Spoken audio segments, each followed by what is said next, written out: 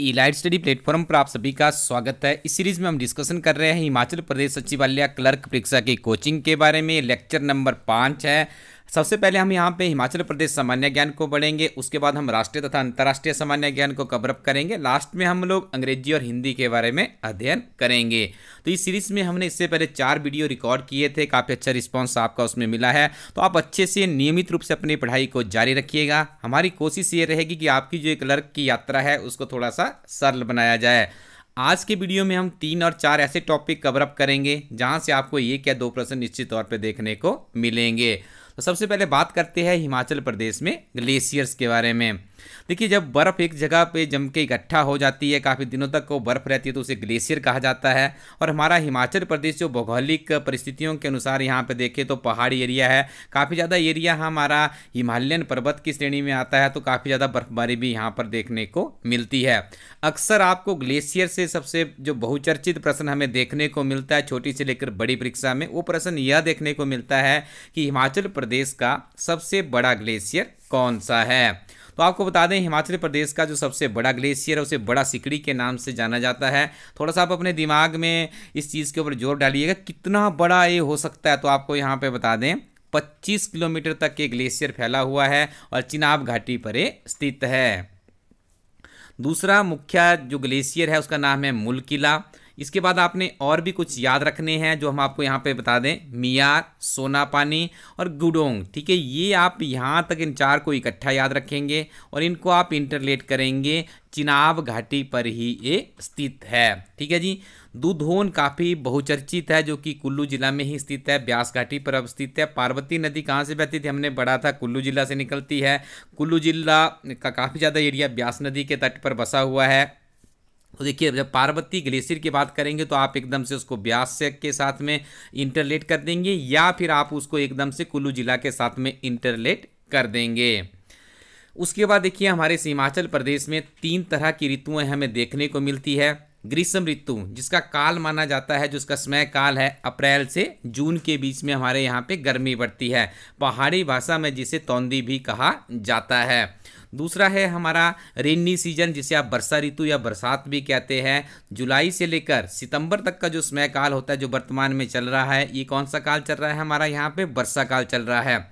इसके बाद जो तीसरा समय काल हमारे इस प्रदेश में रहेगा वो है सर्द ऋतु। तो सर्द ऋतु को हयूंद के नाम से भी जाना जाता है। लोकल पहाड़ी भाषा के शब्द है तौंदी, हयूंद। ठीक है, बरसात, इन शब्दों को भी आप याद रखिएगा। तो सर्द ऋतु का समय हमारे प्रदेश में माना जाता है अक्टूबर से मार्च तक। कई बार क्लर्क या जीआईटी की परीक्षा में इस तरह का इस समय काल भी पूछ लिया जाता है। आगे हम पढ़ेंगे हिमाचल प्रदेश की मिट्टियाँ। सबसे पहले आप याद रखिएगा, जो हमारी ये हिमाचल प्रदेश है कि हिमाचल प्रदेश का कुछ एरिया समतल भूमि में है, कुछ मध्यम पहाड़ियों के अंतर्गत आता है, कुछ ऐसा है जो कि बहुत ही ऊंचाई पर अवस्थित है जहाँ पे मानव का जीवन भी संभव नहीं है। तो हमारी जो हिमाचल की मिट्टी है उसे भी 5 खंडों में विभाजित किया गया है। सबसे नीचे की जो मिट्टी होती है उसे कहा जाता है नीमन पहाड़ी मिट्टी क्षेत्र। समुद्र तल से 1000 की मीटर की ऊंचाई का जो क्षेत्र होता है उसे कंसीडर किया जाता है नीमन पहाड़ी मिट्टी क्षेत्र के अंतर्गत। उसके बाद सेकंड आता है मध्य पहाड़ी मिट्टी क्षेत्र। तो यहाँ पे देखिए 1000 से 1500 मीटर तक की ऊंचाई इसमें कंसीडर की जाती है। जहां पर भी जिस भी क्षेत्र में आप रहते हैं, थोड़ा सा चाहे गूगल सर्च कीजिएगा या अपने जियोग्राफिकल लोकेशन को पिंग कीजिएगा और वहां पे आइडेंटिफाई कीजिए जहां पे आप रहते हैं वहां पे मिट्टी का स्तर क्या है, कितने एल्टीट्यूड पे आप रहते हैं, समुद्र तल से आपके क्षेत्र की ऊंचाई कितनी है। इन चीज़ों का आप ध्यान रखिएगा। देखिए, ये ऐसी चीज़ें हैं, ऐसे प्रश्न है, यदि इनको हल्की हल्की पकड़ आप बनाना शुरू करेंगे तो आने वाले समय में आपका सामान्य ज्ञान काफ़ी मजबूत हो सकता है। एक और टिप्स आपको यहाँ पे हम देना चाहेंगे, जो भी आपकी डेट ऑफ बर्थ है उसके आगे की ईयर वाइज जो ऐतिहासिक घटनाएं हैं हमारे हिमाचल प्रदेश की है, राष्ट्रीय स्तर पे है, अंतर्राष्ट्रीय स्तर पे है, उनको भी जानने का प्रयास कीजिएगा। जैसे उदाहरण के तौर पे यदि आपका जन्म 1990 के आसपास हुआ है तो आप 90 के बाद देखिए 10 वर्ष आपके पास ये है और उसके बाद 22 वर्ष है, मतलब आपके पास लगभग 32 वर्ष का आपने जीवन अभी तक जिया है।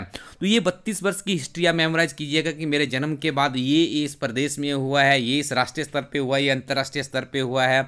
सामान्य ज्ञान या जीके एक बहुत बड़ा सब्जेक्ट है। इस तरह से आप यदि इसको डिवाइड करके पढ़ने का प्रयास करेंगे बहुत से प्रश्न आपके क्लियर हो जाएंगे।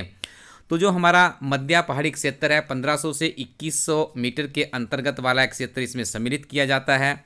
उसके बाद आता है पर्वतीय मिट्टी। तो ये देखिए 2100 से लेकर 3500 मीटर के बीच की जो भूमि है उसे पर्वतीय मिट्टी क्षेत्र के नाम से जाना जाता है। और 3500 से ऊपर की जो मिट्टी का क्षेत्र है इसे शुष्क पहाड़ी क्षेत्र कहा जाता है।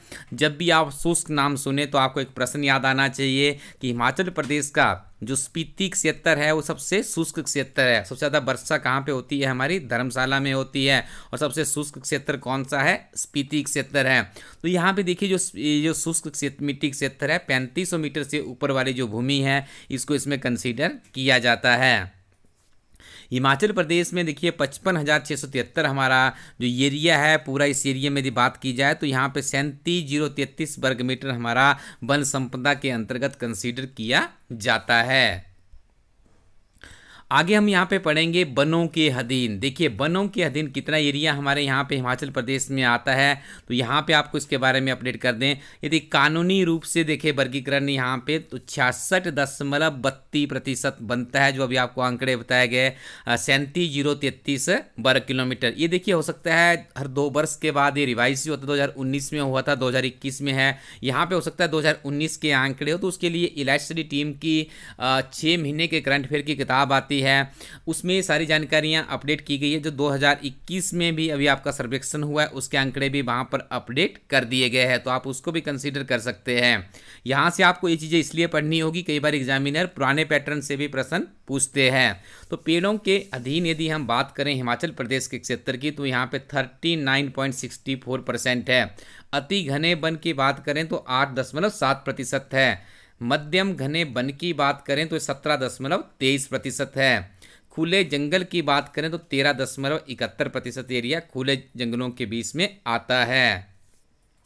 अब इसके बाद आपके दिमाग में एक प्रश्न आ रहा होगा कि हमारे प्रदेश में 12 जिले हैं, तो इन जिलों में कितना वन क्षेत्र है। देखिए हमें भी उत्सुकता होनी चाहिए, चाहे आप किसी भी जिले से हैं, आपको पता होना चाहिए कि मेरे जिले की इतना स्क्वायर मीटर, इतना वर्ग किलोमीटर एरिया में मेरा जिला फैला हुआ है, उसमें इतनी वन संपदा है, इतना यहाँ का ये है, यहाँ पे डीसी वर्तमान में ये है, एसपी वहाँ पे ये है, जिस क्षेत्र से आप आते हैं वहाँ के एचएस ऑफिसर ये है, उस क्षेत्र में कितने जिले हैं, कितने तहसीलें हैं, ये सारी जानकारी देखिए जब आप अपने आसपास के क्षेत्र या अपने जिले या अपने तहसील के बारे में अवेयर रहेंगे, निश्चित तौर पे आपकी तैयारी सही ट्रैक पर जा रही है। यदि आप सेल्फ इवैल्यूएशन करना शुरू कर दें, यहाँ पे मैं आपको एक और टिप्स दे देता हूँ, जितना आप अपने आप को सेल्फ इवैल्यूएट करेंगे, दुनिया में कोई भी प्रोफेशनल, कोई भी इंसान आपको, जितना आप अपने आप को खुद जानते हैं उतना कोई भी नहीं जानता है। दूसरा इंसान आपको सिर्फ उतना ही जानता है जितना आप उसको बता पाते हैं। तो अपने आप को इवैल्यूएट कीजिएगा, अपने आसपास की जानकारी रखिएगा। यदि आपके क्षेत्र में कोई टेम्पल है, देखिए एक और बात यहाँ पे आपको बता दें, जितना ज्ञान आप औरों में बांटेंगे उतना ही ज्ञान बढ़ता है। ये सरस्वती माता की सबके जीवन में एक कहिएगा आपकी ये एक पावन आशीर्वाद रहता है।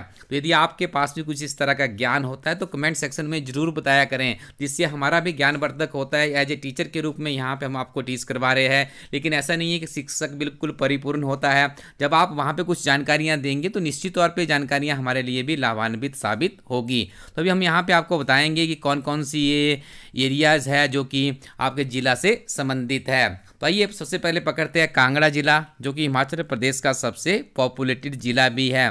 तो यहाँ पे देखिए 38.28% जो भूमि है वो किसके अंतर्गत आती है? वो जो फॉरेस्ट्री है उसके अंतर्गत यहाँ पे आती है। मंडी जिला की यदि बात करें तो यहाँ पे 44.58% जो भौगोलिक क्षेत्र है वहाँ पे वन आवरण है। शिमला जिला में 46.76% है, हमीरपुर में 28% है, सोलन में 44.73% है, उन्ना में 33.10% है। आपको सारे जिलों को याद करने की आवश्यकता नहीं है, बस आपको याद क्या करना है, आपको जो लास्ट के आंकड़े हैं यहाँ पे आप देख रहे होंगे, जो हिमाचल प्रदेश का पूरा है ये आपको याद रखना है। 27.12% है वन क्षेत्र, वन आवरण जहाँ पे वृक्ष लगाए गए हैं। और जो हमारी वन नीति है उसके अंतर्गत 33% भूमि पर वन आवरण होना चाहिए। तो आप इस दुविधा में ना रहिएगा कि 66% जो आपको बताया गया ऊपर 66% हमारे पास एरिया है, 33% भूमि पर ही यहाँ पे वन आवरण है, ये आपको याद रखना है। और दूसरी चीज़ आपको यहाँ से याद रखनी है, जिस भी जिला से आप संबंध रखते हैं उस जिला में कितने % एरिया में वन वृक्ष लगे हुए, वो चीज़ आपको याद रखनी है। तो यहाँ पे आप देख रहे होंगे, देखिए यदि आप बात करेंगे लाहौल स्पीति में, तो लाहौल स्पीति में महज 1.39% भूमि पर ही वन क्षेत्र के अंतर्गत ये आता है। और इसमें सबसे कम में आपका लाहौल स्पीति आ गया। सबसे ज़्यादा को भी यहाँ पे एक्सप्लोर कर लेते हैं एक बार। तो सबसे ज़्यादा की यदि हम बात करें यहाँ पर, तो देखिए सबसे ज़्यादा जो वन क्षेत्र जिस जिला में है वो यहाँ पे आइडेंटिफाई हो रहा है सिरमौर में, ठीक है जी। 49% यहाँ पे देखने को मिल रहे हैं। और देखिए ये सबसे ज़्यादा टॉप पे है सिरमौर, सबसे कम पे कौन सा है, लाहौल स्पीति है, जहाँ पे वन आवरण है। और पूरे हिमाचल प्रदेश की यदि बात की जाए तो 27.12% बैठता है। दो चीज़ें ही आपको यहाँ से अच्छे से मेमोराइज करनी है। अगला जो टॉपिक है ये आपके लिए बहुत ही महत्वपूर्ण है, निश्चित तौर पे याद रखिएगा, यहाँ से जरूर आपको प्रश्न देखने को मिलेगा। तो आइए समझते हैं इस महत्वपूर्ण टॉपिक को। टॉपिक का नाम है हिमाचल प्रदेश में राष्ट्रीय उद्यान। सबसे पहला है ग्रेट हिमालयन राष्ट्रीय उद्यान। इससे पहले आप याद रखिएगा हिमाचल प्रदेश के जो नेशनल पार्क है इनकी संख्या 5 है। सबसे पहले तो आपको ये याद रखना है। आपको ये मेमोराइज भी हम करवाएंगे, यहाँ बहुत अच्छे तरीके से मेमोराइज करवाएंगे। याद रखिए ग्रेट हिमालयन, जब भी आप कभी अपने घर की छत पे निकलें आसमान की तरफ देखिए तो अपने आप को मेमोराइज कीजिए कि द ग्रेट हिमालयन वैली में मैं रहता हूँ। तो द ग्रेट हिमालयन वैली कहाँ पर पड़ती है, कुल्लू में पड़ती है। ग्रेट शब्द याद रखिएगा। मनाली एक बहुत ही उत्कृष्ट पर्यटन स्थल है, माता हिडिंबा देवी का मंदिर भी कुल्लू जिला में ही अवस्थित है। द ग्रेट हिमालयन से आपके दिमाग में आना चाहिए कुल्लू जिला। और जब भी पिन घाटी शब्द आप सुने तो पिन घाटी को आप इंटरलेट करेंगे स्पीति के साथ में। तो ये हिमाचल प्रदेश के दो सबसे पुराने राष्ट्रीय पार्क है। सबसे पहला कुल्लू जिला में है जिसे 1984 में बनाया गया था और इसका क्षेत्रफल 754 वर्ग किलोमीटर में फैला हुआ है, जो कि कुल्लू जिला में अवस्थित है। दूसरा जो हमारा नेशनल पार्क बना था ये 1987 में बना था, 675 वर्ग किलोमीटर में फैला हुआ। पिन घाटी हमारी कहाँ पे पड़ता है, लाहौल स्पीति में पड़ता है। देखिए सबसे पहले कौन सा पार्क बना था, तो आपको प्रश्न आपका क्लियर हो चुका है। कब बना था, क्लियर हो चुका है। क्षेत्रफल कितना था और किस जिला में, यहीं से प्रश्न पूछे जाते हैं। अगले 3 पार्क को याद रखने से पहले आपको याद रखना होगा जो अगले 3 पार्क है इनका निर्माण हुआ था वर्ष 2010 में। याद रखिएगा, बहुत ही महत्वपूर्ण चीज़ें आपको यहाँ पे पढ़ाई जा रही है। अपना दिमाग जरा खोल के रखिएगा, अच्छे से वीडियो को पूरी कंसंट्रेशन के साथ सुनिएगा। अगले का नाम है खीर गंगा। यदि आपने सुना होगा, हमारे सारे वीडियो आप नियमित रूप से फॉलो करते हैं, तो खीर गंगा एक पर्यटन स्थल भी है, एक पवित्र स्थल भी है। ये कहाँ पे पड़ता है, कुल्लू जिला में पड़ता है। तो देखिए खीर गंगा से ही राष्ट्रीय पार्क भी आपके सामने आ गया।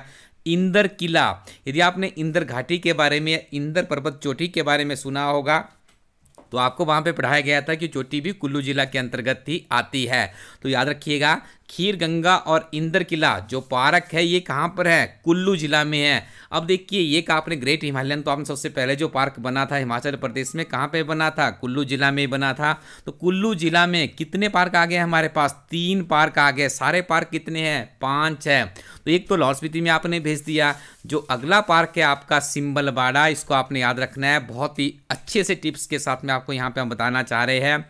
स से सिंबल और स से सिरमौर, तो आप कभी भी इन चीज़ों को अब नहीं भूलने वाले हैं। ये ऐसी सीरीज़ है हमारे जो कि आपके किसी भी एग्जाम में यदि आप बैठने जा रहे हैं तो आपको हमेशा याद रहेगी। अब देखिए एक बार आपको जल्दी से मेमोराइज करवा देते हैं। द ग्रेट हिमालयन राष्ट्रीय पार्क कहाँ पर है, कुल्लू जिला में है। खीरगंगा पार्क कहाँ पे है, कुल्लू में है। इंदर किला कहाँ पर है, कुल्लू में है। 3 पार्क हो गए। चौथा पार्क है हमारा पिन घाटी राष्ट्रीय उद्यान जो कि लाहौल स्पीति के अंतर्गत आता है। और 5वां और सबसे छोटा जो पार्क है उसका नाम है सिंबलबाड़ा जो कि हमारा अवस्थित है सिरमौर जिला में। और आजकल सिरमौर जिला काफ़ी सुर्खियों में है। वहाँ की जो जनजाति है वो उसका दर्जा उनको अभी मिलने वाला है, तो कुछ दिनों में वो दर्जा भी मिल जाएगा। वहाँ से भी निश्चित तौर पर प्रश्न आपको देखने को मिलेगा। इसके बाद अगला हमारा कंसेप्ट है वन्य जीव अभयारण्य। यहाँ से प्रश्न हमें देखने को मिलता है और सबसे जो पॉपुलर प्रश्न है वो सबसे पहला ही टॉपिक है हमारा यहाँ पे। तो यहाँ पे आपको अपडेट करने हैं बांदली। बांदली देखिए वन्य जीव अभयारण्य है, कहाँ पे पड़ता है, ये मंडी में पड़ते, इसे बंदली भी कहा जाता है स्थानीय पहाड़ी भाषा में, हिंदी में से बांदली के नाम से जाना जाता है।